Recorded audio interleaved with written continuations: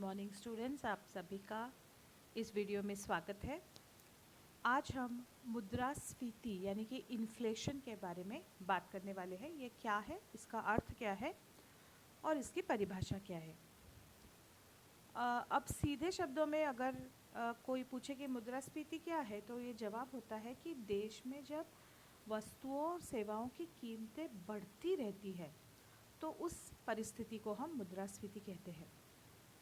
पर ये जिस बढ़ोतरी की हम बात कर रहे हैं वो एक बार न हो के लगातार बार बार एक निश्चित समय के भीतर जब कीमतें लगातार बढ़ती रहती है, कीमतों का लगातार बढ़ना या बार बार बढ़ना, इस परिस्थिति को हम कहते हैं मुद्रास्फीति। मुद्रा की स्फीति, मुद्रा की मात्रा अधिक होना। जब देश में चलन का कुल परिमाण, चलन का मतलब यहाँ पर है मुद्रा, मुद्रा या साख भी इसमें आती है, जिससे वस्तुओं की मांग होती है। जो आप अर्थशास्त्र में आप जानते हैं कि जब हम कहते हैं कि किसी वस्तु के लिए मांग है या डिमांड है, तो इसका मतलब ये नहीं है कि लोगों को वो वस्तु चाहिए, सिर्फ इतना काफ़ी नहीं है। एक और चीज़ होना ज़रूरी है। एक तो वो वस्तु लोगों को चाहिए, उस वस्तु की ज़रूरत है, और दूसरा उसके लिए उसकी कीमत चुकाने के लिए लोगों के पास पैसा है। तो डिमांड मतलब उस वस्तु की ज़रूरत, और उसके पीछे खड़ी है उस वस्तु के लिए जो भी पैसे ज़रूरी है उसको चुकाने, कीमत चुकाने की क्षमता, यानी कि क्रय क्षमता, परचेजिंग पावर भी लोगों के पास है। तब हम कहेंगे कि उस वस्तु के लिए डिमांड या मांग है। तो इस तरह से जब देश में चलन का कुल परिमाण, परिमाण का मतलब है मात्रा, कुल उपलब्ध वस्तु और सेवाओं की अपेक्षा अधिक है, तो यह दशा मुद्रास्फीति कहलाती है। तो यहाँ पर मुद्रा अधिक मात्रा में उपलब्ध है और वस्तुएं और सेवाओं की मात्रा कम है। मतलब कि लोग खरीदने के लिए तैयार है, उनके पास पैसे है, परंतु वो वस्तु और सेवा उपलब्ध नहीं है। तो क्या होगा? नेचुरली उस वस्तु और सेवा की मूल्य बढ़ जाएगी, मूल्य बढ़ जाता है। देश में मुद्रा का मूल्य घटता है और वस्तुओं और सेवाओं की कीमतें बढ़ जाती है। और हम कहते हैं कि ये वस्तुएं या सेवाएं महंगी हो गई है। तो महंगी हो गई है क्योंकि उनकी मात्रा में वृद्धि नहीं हुई है, लेकिन उनकी मांग में वृद्धि हुई है, और मांग के साथ उस वस्तु को खरीदने की क्रय शक्ति में भी वृद्धि हुई है। मतलब ही कि देश में चलन का परिमाण अधिक है, लेकिन वस्तुओं और सेवाओं की उपलब्धि उतनी नहीं है, और इसके वजह से वस्तुओं और सेवाओं की कीमतें बढ़ गई है।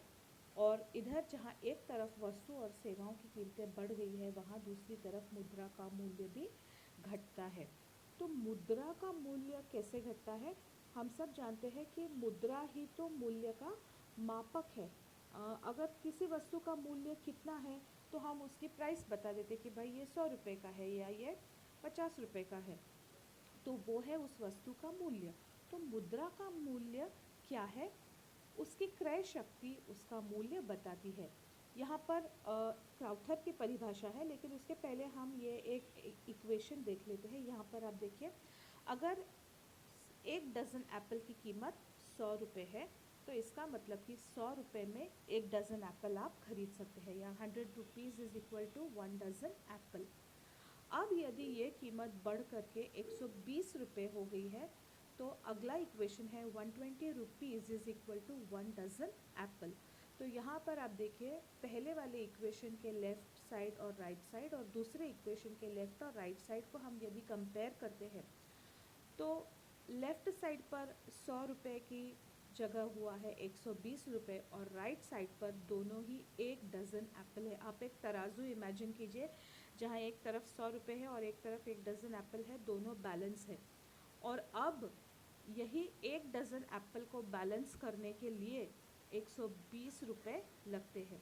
इसका मतलब कि पहले जो चीज़ 100 रुपये में आ रही थी, अब वही चीज़ खरीदने के लिए आपको 120 रुपये लग रहे हैं। एप्पल उतने ही हैं, एक डज़न। लेकिन उनको खरीदने के लिए आपको 120 रुपये देने पड़ रहे हैं। इसका मतलब कि मुद्रा का मूल्य घट गया है। राइट साइड में वो वस्तु उतनी ही है, लेकिन लेफ़्ट साइड में अब आपको अधिक मुद्रा डालनी पड़ती है, और इसलिए हम कहेंगे कि मुद्रा का मूल्य घटता है। तो जब वस्तुओं और सेवाओं की कीमतें बढ़ती है तो मुद्रा का मूल्य घटता है। अब क्राउथर क्या कहते हैं? क्राउथर के शब्दों में मुद्रा प्रसार वह स्थिति है जिसमें मुद्रा का मूल्य गिरता है और वस्तुओं और सेवाओं की कीमतें बढ़ जाती है। मुद्रा का मूल्य भी घटा और वस्तुओं और सेवाओं की कीमतें भी बढ़ी। कैमरर के अनुसार मुद्रा प्रसार से आशय व्यापार की तुलना में मुद्रा की मात्रा अधिक। व्यापार मतलब यहाँ पर हम उत्पादन की बात कर रहे हैं। देश में जो उत्पादन हो रहा है, वस्तुओं और सेवाओं का जो उत्पादन हो रहा है, उस उत्पादन की मात्रा में मुद्रा अधिक है। मुद्रा की मात्रा अधिक है और उत्पादन की मात्रा कम है। तो कुल मिला के मुद्रास्फीति वह परिस्थिति है जहाँ मुद्रा का प्रसार अधिक है। मुद्रा का प्रसार अधिक है और एक तरफ, दूसरी तरफ वस्तुओं और सेवाओं की उपलब्धि कम है, या उनका मैन्युफैक्चरिंग उस हिसाब से कम होने की वजह से जहाँ वस्तुओं के लिए मांग है, वही उस मांग की पूर्ति नहीं हो पा रही है, और इसके वजह से वस्तुओं और सेवाओं की कीमतें बढ़ती है, और इस तरह से वस्तुओं और सेवाओं की कीमतों के लगातार बढ़ने की प्रक्रिया को हम कहते हैं मुद्रास्फीति।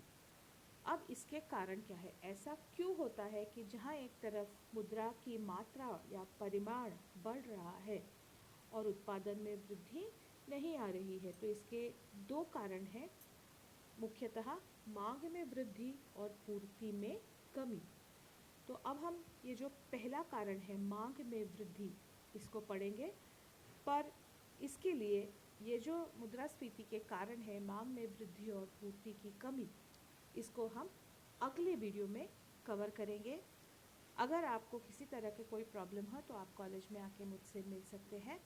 अपने घर में रहो, पढ़ते रहो, और जिन बच्चों ने ज़ूम क्लासेस अटेंड नहीं किए हैं, ये वीडियोस देखिए और उस टॉपिक को समझने की कोशिश कीजिए। घर में रहो, पढ़ते रहो, स्टे सेफ, बाय बाय, खुश रहो, बी हैप्पी।